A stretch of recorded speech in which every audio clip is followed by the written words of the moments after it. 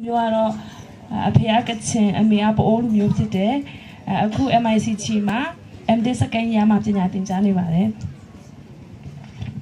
အားလုံးပဲမင်္ဂလာပါကျမနာမည်ကတော့အဘိရှင်းလို့ခေါ်ပါတယ်ကျမရဲ့လူမျိုးကတော့အခါလူမျိုးဖြစ်ပါတယ်ကျမကတော့ရှမ်းပြည်နယ်ရှေ့ပိုင်းတချင်မျိုးကနေလာချင်းဖြစ်တဲ့အခုကတော့ MICT ကျောင်းမှာ BGA second year မှာပညာသင်ကြားနေပါတယ်အားလုံးကျေးဇူးတင်ပါတယ်အားလုံးပဲမင်္ဂလာပါကျမနာမည်မိုးတဲဆိုလို့ခေါ်ပါတယ်လူမျိုးကတော့နာဂလူမျိုးဖြစ်ပါတယ်ကျမရဲ့ဇာတိမျိုးကတော့ခန်းဒီမျိုးနယ်စနေကျွာဖြစ်ပါတယ်ကျမလက်ရှိ MICT ကျောင်းတော်ကြီးမှာတတိယနှစ်မှာဓမ္မပညာကိုသင်ကြားခံနေလဲရှိပါတယ်ကျေးဇူးတင်ပါတယ်အားလုံးပဲမင်္ဂလာပါကျမနာမည်က Recent လို့ခေါ်တယ်လူမျိုးကကချင်ဗမာကပြားဖြစ်တယ်အခုကျမဇာတိကကချင်ပြည်နယ်ဟိုပင်မျိုးကဖြစ်တယ်MICT ကျောင်းမှာ MD ဒုတိယနှစ်မှာပညာသင်ကြားနေပါတယ်အားလုံးကိုတွေ့ရတာဝမ်းသာပါတယ်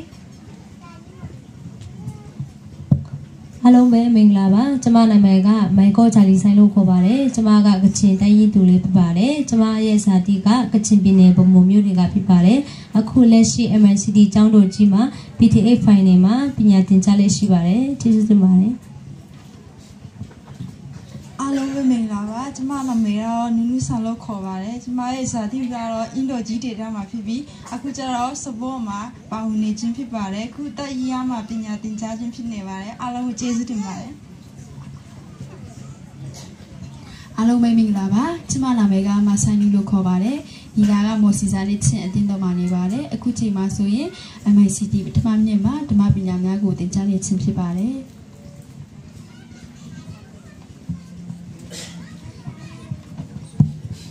အားလုံးပဲမင်္ဂလာပါကျမနာမည်ကအားဖြောလို့ခေါ်ပါတယ်ရှမ်းပြည်နယ်အရှေ့ပိုင်းတရှိလေးမျိုးကဖြစ်ပါတယ်ကျမလူမျိုးကအခါလူမျိုးဖြစ်ပါတယ်အခု MICT ကျောင်းတော်ကြီးမှာ MT နောက်ဆုံးနှစ်ပညာသင်နေခြင်းဖြစ်ပါတယ်ကျေးဇူးတင်ပါတယ်အားလုံးပဲမင်္ဂလာပါကျွန်တော်နာမည်ကတော့မောင်ရှာလို့ခေါ်ပါတယ်လူမျိုးဆိုရင်တော့ကချင်ဗမာကပြဖြစ်ပါတယ်ကျွန်တော်ကမြန်မာနိုင်ငံခရစ်ယာန်ဓမ္မတက္ကသိုလ်မှာ BDH တတိယနှစ်ပညာသင်ကြားနေဖြစ်ပါတယ်အားလုံးတွေ့ရတာဝမ်းသာပါတယ်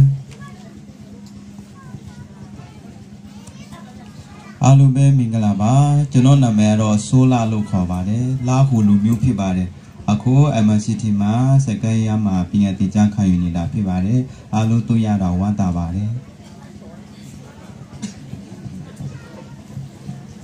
အားလုံးပဲမင်္ဂလာပါခင်ဗျာကျွန်တော်နာမည်ကတော့စောဟေးမင်းထက်ဖြစ်ပါတယ်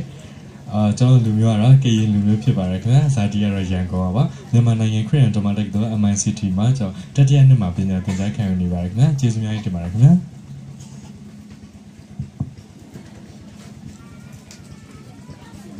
အားလုံးပဲမင်္ဂလာပါခင်ဗျာကျွန်တော်ရဲ့နာမည်ကငွားဦးလို့ခေါ်ပါတယ်ကျွန်တော်ကလီဆူလူမျိုးဖြစ်ပါတယ်ကျွန်တော်အခု BTH တတိယနှစ်မှာပညာသင်ယူနေပါတယ်ကျေးဇူးတင်ပါတယ်ခင်ဗျာအားလုံးပဲမင်္ဂလာပါကျွန်တော်နာမည်ကတော့မောင်လာလို့ခေါ်ပါတယ်ကျွန်တော်ကချင်လူမျိုးဖြစ်ပါတယ်ဇာတိကတော့ဒီဖက်ကငါပဲဖြစ်ပါတယ်မိခင်အတင်းတော်ကတော့နန်းဆန်နေချင်းတင်းတော်ဖြစ်တယ်ယခုအချိန်ကမှမိုးစရာနေချင်းတင်းတော်နဲ့ပူပေါင်းပြီးမှနေပါတယ်လို့ကျွန်တော်ယခုအချိန်မှာ MIC ကျောင်းတော်ကြီးမှာဆိုရင် HA နောက်ဆုံးပေါ့နော်ဒီ final ကိုတက်ရောက်နေပါတယ်လို့ဒီမှာရှိနေတဲ့မိဘညီကောင်မောင်မများအားလုံးနဲ့သူဆောင်ရတဲ့အလုံးမဝမ်းသာပါတယ်ကျေးဇူးတင်ပါတယ်အားလုံးပဲမင်္ဂလာပါကျွန်တော်ကကရင်လူမျိုးမဟုတ်ပါဘူးလို့တော်လူမျိုးဖြစ်ပါတယ်လို့အမေကမောင်တော်လွမ်းလို့ခေါ်ပါတယ်မဟုတ်ချစ်ညချန်တင်းတော်ဖြစ်ပါတယ်လို့